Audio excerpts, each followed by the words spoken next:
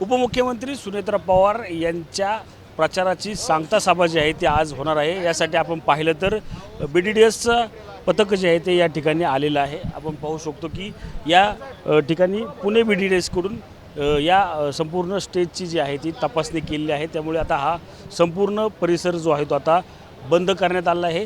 या स्टेजच्या परिसरामध्ये कुठल्याही व्यक्तीला जे आहे ते या ठिकाणी जाऊन देत नाही। आपण पाहू शकतो की पोलीस जे आहेत ते या ठिकाणी या तपासणी केलेल्या भागामध्ये जे आहे ते कुठल्याही व्यक्तीला जाऊन देत नाही। BDDS करून ही तपासणी पूर्ण झाल्यानंतर हा संपूर्ण एरिया जो आहे तो आता सील करण्यात आलेला आहे।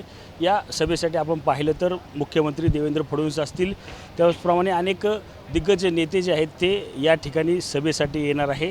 त्यासाठी संपूर्ण सुरक्षा व्यवस्था जी आहे ते आता पुणे पोलिसांकडून सुरू असल्याचं चित्र पाहायला मिळतं। त्यामध्येच ही BDDS कडून जी आहे ती आता या संपूर्ण स्टेजची जी आहे ती तपासणी झाल्यानंतर हा संपूर्ण परिसर जो आहे तो आता सील करण्यात आला आहे। त्यामध्ये कुठल्याही त्रयस्थ व्यक्तीला जो आहे तो केवळ पासधारी व्यक्तीला या स्टेजच्या भागात जे आहे ते आता सोडण्याची मुभा जी आहे ती असणार आहे। त्यामुळे कुठल्याही वेगळ्या व्यक्तीने जे आहे ते या भागात न येण्याचं आव्हान देखील पुणे पोलिसांनी केलेलं आपल्याला एकूणच पाहायला मिळत आहे। रणजित जाधव, TV9 मराठी, बारामती, पुणे।